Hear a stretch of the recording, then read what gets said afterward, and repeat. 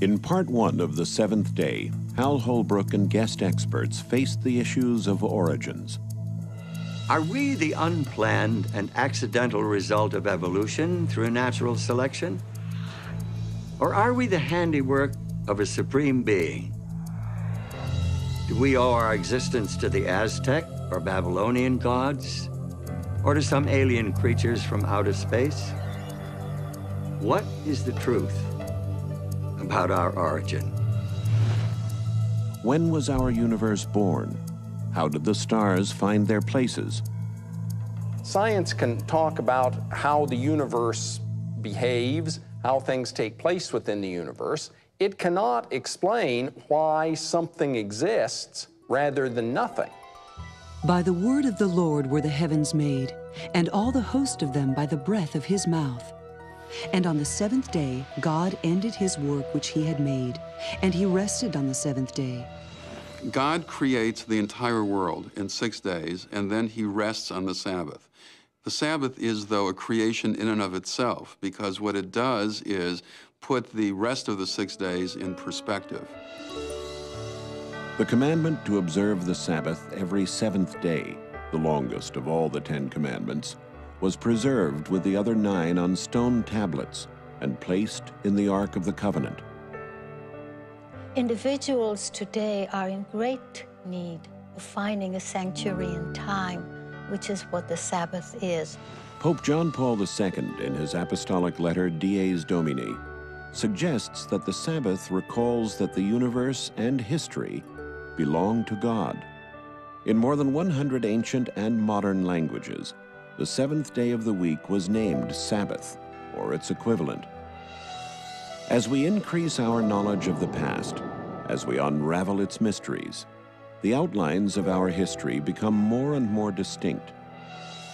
From caves and burial sites, from stony cliffs that were once cities and towns, from the wrecks and ruins of long-lost tribes and nations, there emerge new clues to broaden our understanding of the human story.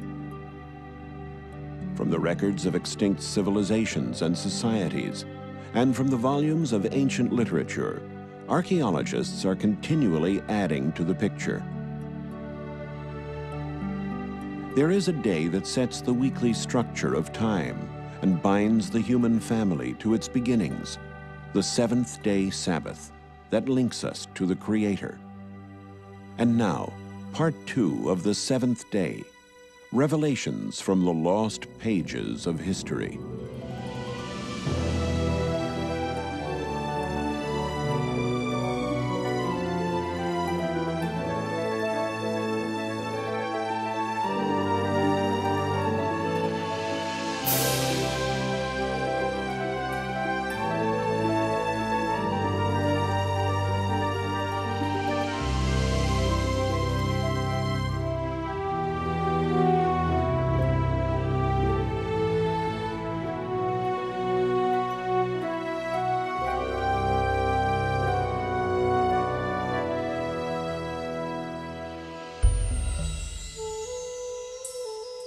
In the time when Jesus Christ walked among the Jews, it was his custom to attend the synagogue to worship and teach on the Sabbath day.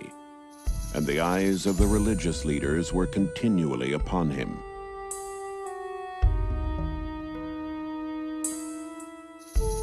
Some of the rabbis of his day argued with him over the proper way to observe the Sabbath. They waited to see if he would heal people on the holy day, so they might accuse him of breaking the Sabbath.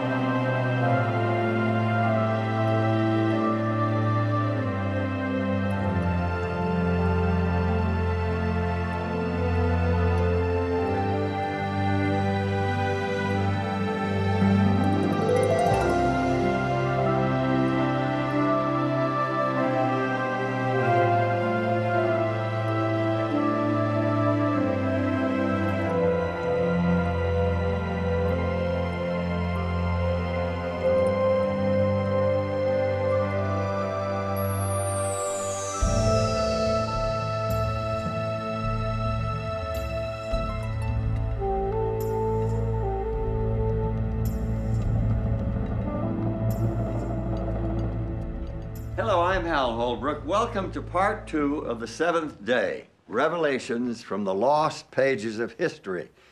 What Jesus Christ did on that Sabbath 2,000 years ago was revolutionary indeed. By healing on that day, he won the hearts of the common people. This placed him in direct conflict with the Jewish leaders. By claiming himself to be the Lord of the Sabbath, he challenged their spiritual authority, a challenge that eventually led to his infamous trial and death on the cross.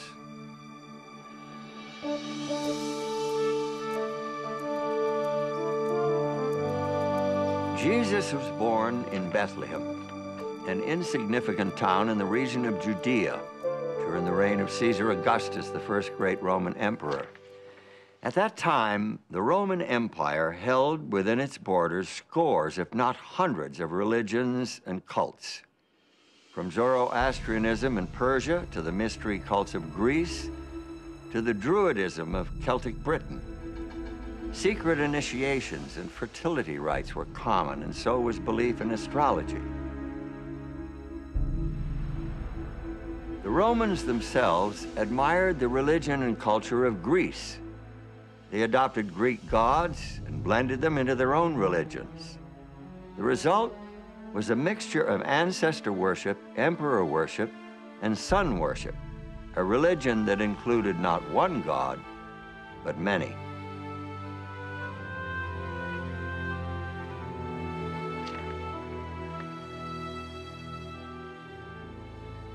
The Jews, on the other hand, worshipped only one God. Though surrounded by the images of Greek and Roman deities, they served a God they couldn't see. They had no icons or images to represent him. They had no initiations or fertility rites. Instead, they had a day that set them apart, a day without equal in any other religion, a 24-hour period devoted completely to their God. The Jews had the Sabbath. After the Exodus from Egypt, God made a covenant with Israel, and part of that covenant included the 10 Commandments with the commandment to keep the Sabbath, the 7th day of the week, as a memorial of his creation and of his redemption from Egypt. By keeping that Sabbath, which was a sign between God and Israel, they were reminded that he was their God and they were his people. You shall surely observe my Sabbaths, for this is a sign between me and you throughout your generations, that you may know that I am the Lord who sanctifies you. It's safe to assume that the Jews of the first century knew and read the 10 Commandments. The 10 Commandments told them, just as it tells us, that the Sabbath is a memorial to God's creation of the world in 6 days, and also is a memorial to the Exodus from Egypt. For Jews of the first century, the Sabbath was a time of intense spirituality. They related to God, who created the universe in 6 days and rested on the 7th, so they too rested on the 7th. As well, in Jewish liturgy, they reflected on the fact that God took them out of Egypt, so the Sabbath became for them a celebration of their freedom. Observance of the seventh-day Sabbath was the unmistakable mark of a Jew. It set him apart from everyone else. It couldn't be hidden. In the eyes of Greek and Roman observers, the Jewish observance of the Sabbath was one of the peculiarities of the Jews. Here is a people that does not work every seventh day, and the Greeks and Romans had nothing comparable to this. First century Jews took advantage of the Sabbath in that they couldn't work and instead rejoiced. They would have a wonderful candlelit dinner on Friday night, often with 2 loaves of bread to commemorate the manna that fell in the desert in the biblical period. They would, on Saturday, probably attend the synagogue, where they had the opportunity to see and perhaps gossip with their friends. And from the evidence that we have, they studied the Torah and worshiped together. Outside observers are repeatedly struck by the oddity of the Jewish refusal to do work on the Sabbath day. One philosopher, Seneca, even says that the Jews devote 1/7 of their life to idleness because they don't work on the Sabbath day. When Jesus arrived on the scene, the Sabbath was being crushed under the weight of arbitrary rules and regulations. The rabbis had turned Sabbath keeping into a meticulous science, devoid of meaning and joy. In the first century, Sabbath observance was a series of don'ts. They forbade the tying or untying of a knot. Cooking. Writing more than one letter of the alphabet. The carrying of any burden, including something you might put in your pocket. And a lot of the day-to-day kind of work, like preparing skins and hides and the things that you would need for subsistence. They forbade the kindling of a fire or the extinguishing of a fire. And they forbade travel of more than 2,000 cubits beyond your dwelling place. 2,000 cubits would be about 4,000 feet. The Jewish way of Sabbath keeping was very legalistic. You couldn't move, you couldn't do anything. But Jesus saw that that was a distortion of God's plan for humanity.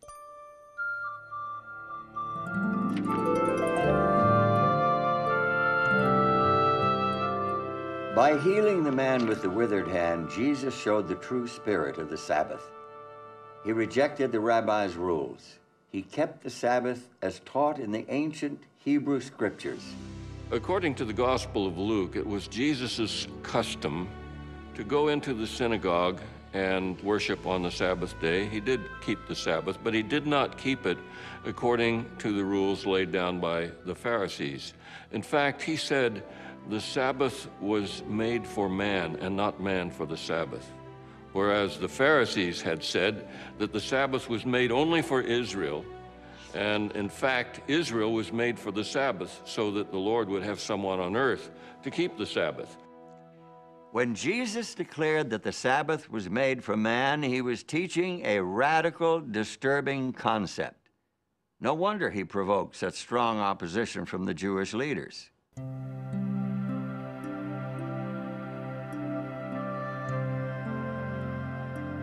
On another Sabbath, Jesus was teaching the people. And there was a woman who had been ill and bent over for 18 years. And he called her to him.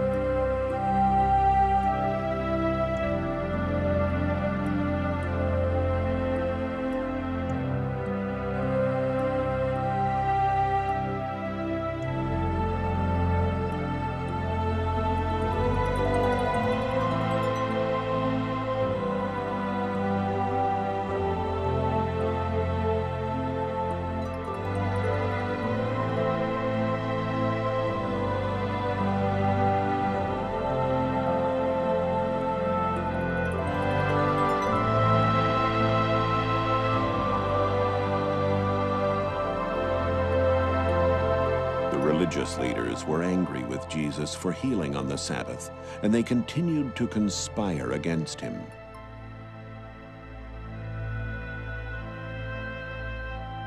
To the religious leaders, this was scandalous behavior, particularly because it broke their mortal danger rule. The mortal danger rule said that there were some things you could do on the Sabbath only in life or death cases. You could save someone whose life was in danger, but you could not heal a chronically ill person on the Sabbath. That would have to wait for another day. But Jesus didn't want to wait another day. He was saying basically, you untie your animal so that your animal can rest on the Sabbath, but you are criticizing me for loosing this woman from her burden so that she can truly keep Sabbath for the first time in many, many years. It was a devastating argument. St. John, in his record of the life of Jesus, reports that for this reason the Jews were persecuting Jesus because he was doing these things on the Sabbath. They accused Jesus of breaking the Sabbath, and they were afraid that the people would follow Jesus, the nation would become a nation of Sabbath breakers, and this would incur the judgments and the wrath of God, and they would lose their nation. And it was this fear that led to the crucifixion of Christ.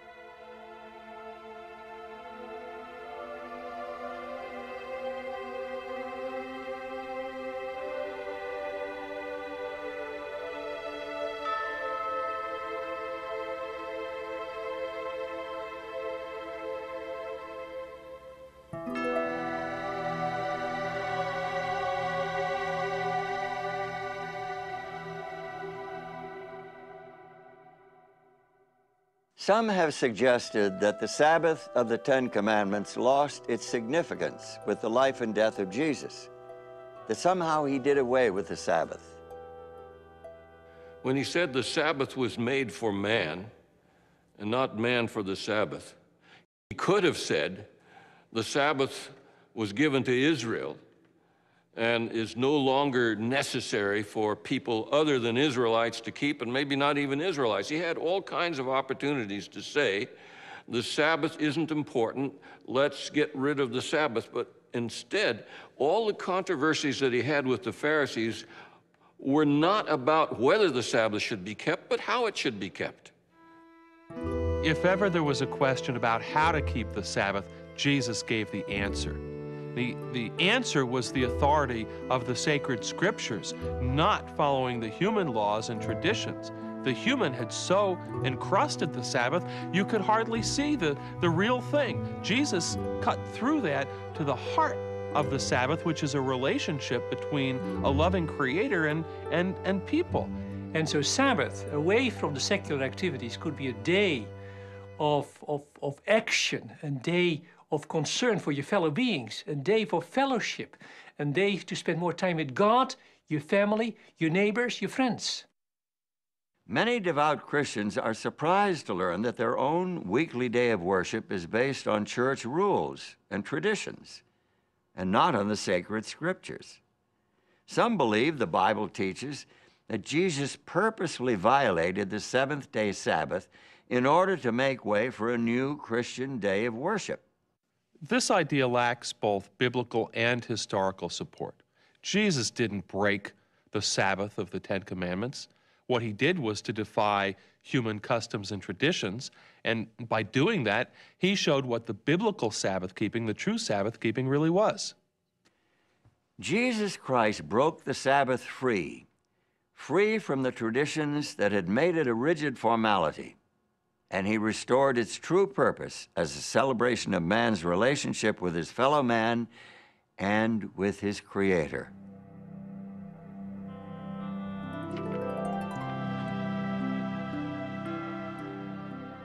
When ye therefore shall see the abomination of desolation spoken of by Daniel the prophet, let them which be in Judea flee into the mountains. But pray ye that your flight be not in the winter, neither on the Sabbath day.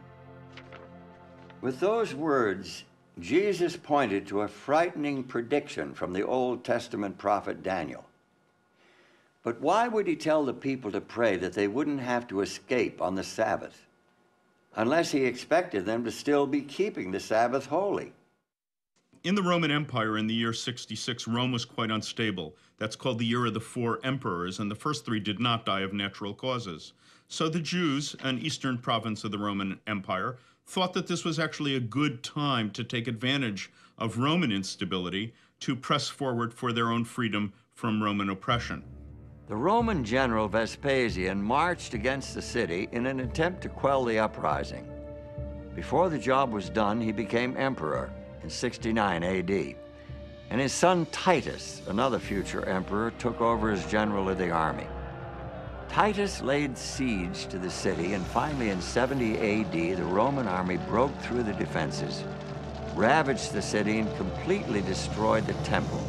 An early church historian reports that the Christians of Jerusalem remembered the warning of Jesus and escaped before the city fell to the Romans. This story is an obvious intersection of history and prophecy. We know the dates and places, and Jesus predicted and knew when these things would take place, that 40 years after his death and resurrection, his followers would still be keeping the Sabbath. In fact, throughout the New Testament period, and that takes us to the end of the 1st century A.D., Christians continued to observe the seventh-day Sabbath. That's clear from both the biblical and historical records.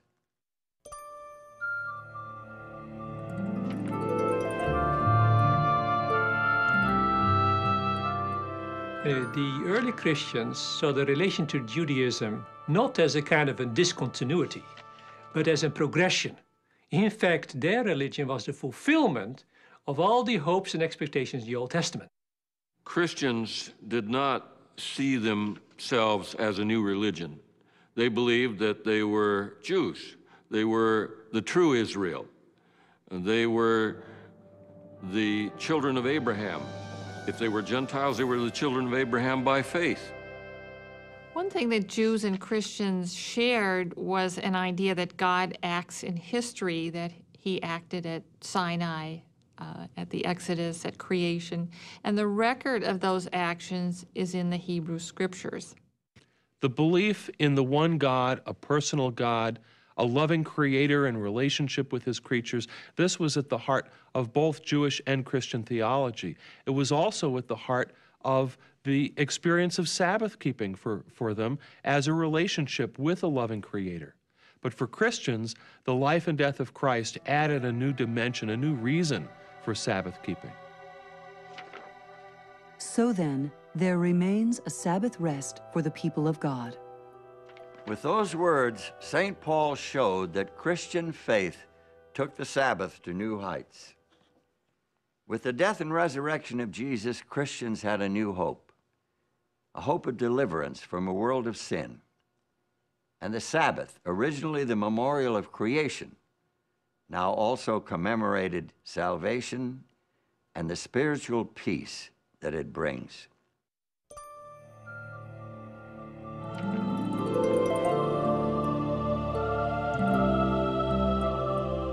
This brings us to an intriguing question. If the 1st century Christians observed the Sabbath of the Old Testament, the seventh-day Sabbath of creation and the 4th commandment, why do most Christians today observe Sunday? When did the change from Saturday to Sunday take place? Does the biblical record provide any clue? The first 4 books of the New Testament are among the oldest Christian documents. St. Mark wrote his book first, a report on the life of Christ. That was 55 AD or later. The writings of Saints Matthew and Luke probably date to sometime between the late 60s and AD 80. St. John, the last surviving original disciple of Christ, wrote his book near the end of the 1st century. Despite their late dates, from 30 to 70 years after the death of Christ, these books contain not even the slightest hint that Jesus himself or his disciples considered changing the day of rest and worship from the 7th day of the week to the 1st. It's especially significant that New Testament writers never referred to the 1st day of the week as a Sabbath. To them, the 7th day was the Sabbath. And this is consistent with all of the other evidence that to the end of the 1st century, Christians were worshiping with Jews in the synagogue on the Sabbath. About 95 or 100 AD, a change was made in the synagogue service. The middle part of the service is known as the standing prayer, the Amidah, or the 18 benedictions, consisting of 18 short prayers or blessings of God, Thanksgiving blessings. All 18 are recited on weekdays, on Sabbaths only 7. But at this time, an additional one was added. It's known in Hebrew as the Birkat Hamanim, the blessing concerning the heretics, but it's not really a blessing. May the apostates have no hope. May the dominion of wickedness be speedily uprooted in our day. May the Nazarenes and the heretics quickly perish and not be inscribed together with the righteous. Blessed art thou, the eternal our God, who crushes the wicked. it smoked out the Christians, because anyone could be asked to lead out in the recitation of this. Anybody, or everybody was supposed to say amen at the end of each one. And this made it very uncomfortable, in fact, impossible for Christians to participate in the Pharisee-led synagogue service from that time onward. The evidence of this synagogue prayer helped sharpen our picture of first-century Christians. It's clear that they were keeping the Sabbath right along with their Jewish brothers. So now the Jews were becoming less tolerant of Christians, but Christians themselves were beginning to question the value of their connection to Judaism. In the early church literature, Christians are really desperate to separate from Judaism and to distinguish themselves. As a result, there is the appearance of a great deal of anti-Judaism or anti-Semitism. Some of it is invective, nasty comments about Jews. Some of it is pushing away from what they saw as Old Testament religion. There were practical reasons for the Christians to distance themselves from the Jews. No doubt they were swept up in the current of anti-Jewish sentiment, not surprising given the level of conflict between Jews and the Roman Empire at the time. Although the Jews were scattered throughout the Mediterranean region and beyond, many of them still dreamed of a great Jewish nation and ultimate victory over their enemies. And in North Africa, around 115 AD, these dreams flared into violence. The Jews in the region of Cyrene had put a certain Andreas at their head and were destroying both the Romans and the Greeks. Many they sawed in two from the head downwards. Others they gave to the wild beasts, and still others they forced to fight as gladiators.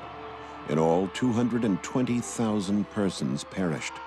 In Egypt, too, they perpetrated many similar outrages, and in Cyprus. Dio Cassius. A few years later, in 132, Jewish opposition to imperial authority exploded into another violent revolt. This time, it was in Jerusalem. Our ancient sources give us two reasons for the Bar Kokhba uprising. First, a prohibition by the Roman Emperor Hadrian, a prohibition against circumcision. Jews would no longer be allowed to practice circumcision. Second, the decision by the Emperor Hadrian to rebuild Jerusalem as a pagan city, the city of Aelia Capitolina. Imperial forces finally crushed the rebellion in 135. Hadrian banned Jews from Jerusalem and prohibited Sabbath keeping and other Jewish rites of religion. So there was strong anti-Jewish sentiment throughout the Roman Empire. Jews were the enemy. Christians didn't want to be associated with the Jews and thought of as the enemy. And the easy way to disassociate themselves was to renounce the Sabbath, which was a mark of Jewishness. So where and when did Christians first begin to observe an alternate day of worship? The lost pages of history lead us in a surprising direction.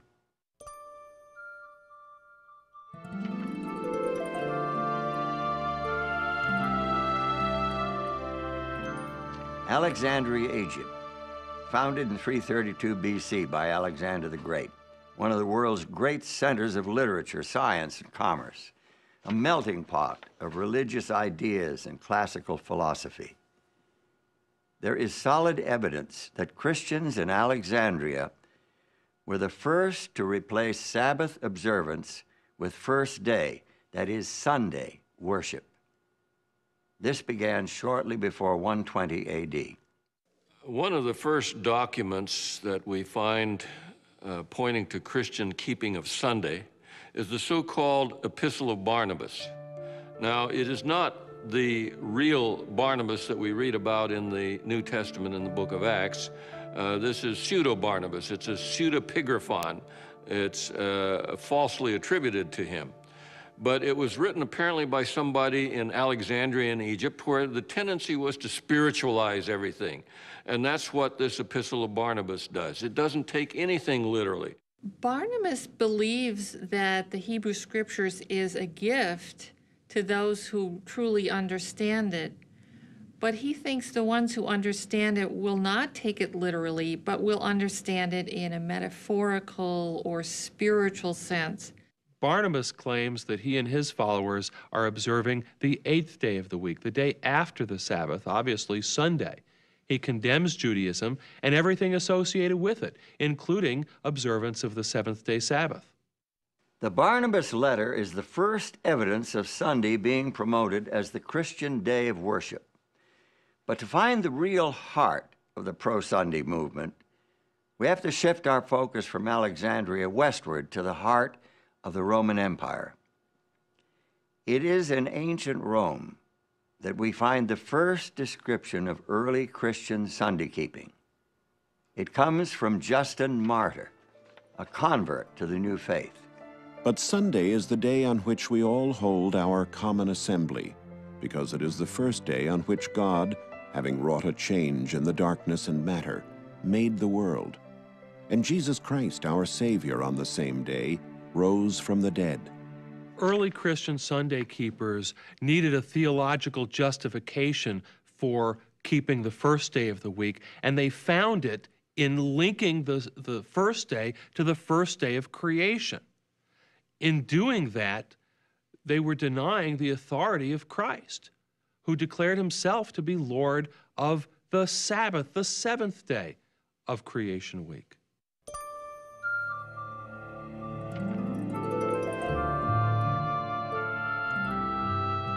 We have reached a critical defining moment in our story. By isolating the weekly holy day from its biblical roots, church leaders cut off the Sabbath from its source of spiritual meaning. It would become a hollow formality, a political hot potato, a test of authority, and a pawn in a centuries-long power struggle. Sunday was an attractive replacement for Sabbath because Sunday was beginning to draw to itself a certain amount of aura because of new developments in the pagan religion that made Sunday the day of worshiping the sun and thinking of the sun. I suppose it was inevitable that elements of pagan worship would find their way into Christianity. Christians were, after all, a small minority in a distinctly pagan world, a world that worshiped mythical gods, dead emperors, and the invincible sun. Historians commonly date the beginning of the Roman Empire as 31 BC. That's when Octavian defeated the forces of Antony and Cleopatra and came back to Rome to rule as the first Caesar, Caesar Augustus. And it was at that time that he shipped back to Rome 2 great obelisks. One of those he set up in the Circus Maximus. You know, it was not only that it was dedicated to the sun god, but it was also a very visible sign that Rome had conquered Egypt, that the dedication on it said, Caesar Augustus dedicates this as a gift to the sun, but it also says, because Egypt has been conquered. And so the people who came to the Circus Maximus to watch the games could see not only this dedication to the sun, but also the realization that the Roman sun god had prevailed over the Egyptian sun god. Reports from the mid-1st century provide additional evidence of the popularity of sun worship. The notorious Emperor Nero commissioned a sculptor to create a statue nearly 115 feet tall, topped with a likeness of his own head in the style of the sun god. When Vespasian built his great amphitheater, which we call today the Colosseum, he took that enormous colossus is the ancient word for statue, that enormous colossus of Nero, changed the features on the face, and dedicated it to the sun god.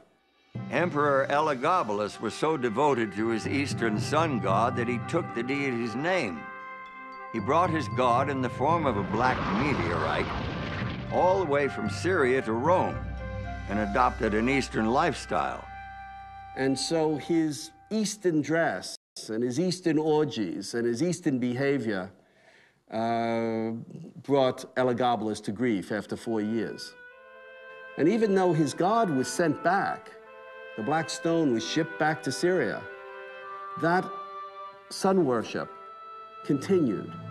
The ancient historian Plutarch reports how the Roman general Pompey went to the eastern Mediterranean to deal with a problem of pirates attacking commercial shipping. This is about 50 BC. Well, he conquered the pirates, captured them, brought them back to Rome. Turns out the pirates were worshipers of Mithras, the sun god. And from those pirates, the worship of Mithras became very popular in Rome, especially among the military. I think that Roman military men would find Mithras a particularly attractive divinity. He was a warrior himself, fighting for the forces of good. It was a hierarchical religion, and one could progress from grade to grade. There were 7 grades of Mithraism, much like in an army. And thirdly, it was a religion of brotherhood and fellowship.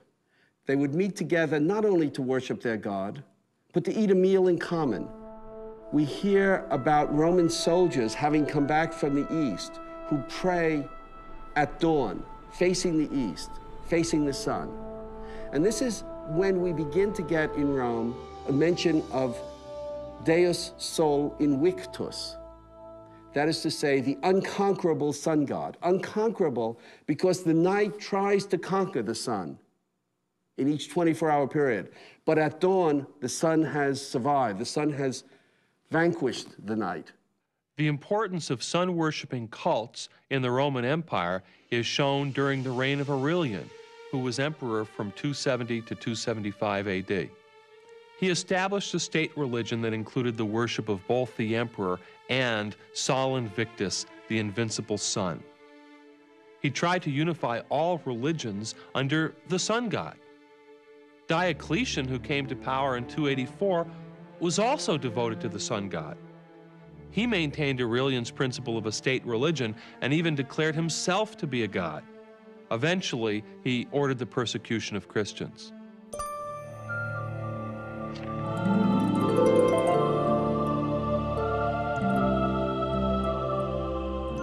To some Christian leaders, it made sense to take advantage of the popularity of Sunday, especially since Sunday observance would make Christianity more attractive to the pagans who already worshiped the sun on that day. For example, the Roman Emperor Constantine was, like Aurelian and Diocletian before him, a worshiper of the sun. He was the first emperor to profess belief in Christianity. It was during a crusade against his rivals that he was supposedly converted to Christianity. Sympathetic biographers claim that before a climactic battle near Rome, Constantine saw a vision of a flaming cross in the sky. He credited this vision with his subsequent victory and declared himself to be a Christian. Historians debate whether or not Constantine's conversion was genuine, since he maintained his pagan superstitions throughout much of his reign. He consented to baptism only as he lay on his deathbed. Still, his reign did mark a dramatic turning point in the history of Christianity. In 313, with the agreement of his co-emperor Licinius, he effectively legalized the Christian religion. The reign of Constantine the Great forms one of the epochs in the history of the world. It is the era of the dissolution of the Roman Empire, the commencement, or rather consolidation, of a kind of Eastern despotism with a new capital, a new constitution, and finally, a new religion. Was Constantine converted to Christianity, or was it the other way around? Who knows? But what's important to us today is that what emerged was a different kind of church, a different kind of state. In fact, the two were so blended together, it was hard to see where one ended and the other began. It seems that Constantine's personal religion was a mixture of Mithraic sun worship and Christianity. According to his Christian biographer, Eusebius, he taught all his armies to zealously honor the Lord's Day, Sunday, referring to it as the day of light and of the sun, distinctly pagan terminology. Take a look at this passage from his famous Sunday Law of AD 321. On the venerable day of the sun, Let the magistrates and people residing in cities rest, and let all workshops be closed. In the country, however, persons engaged in agriculture may freely and lawfully continue their pursuits. The first law requiring people to celebrate on Sunday and rest on Sunday was a law promulgated by the Emperor Constantine in the year 321. And he does it without any reference to Christian theology or Christian ideas. He says to abstain from labor on the venerable day of the sun, which is an allusion to the fact that sun was becoming more and more the object of worship. So the first Sunday law requiring people to keep Sunday had no Christian flavor at all. Although Constantine promoted Christianity and built many, many Christian churches, he closed very few pagan temples. And we have a Roman calendar from the year 354, that's about 17 years after the death of Constantine, which has 4 separate festivals each year to the sun god. It shows that the sun god survived not only Constantine, but into the reigns of his immediate successors.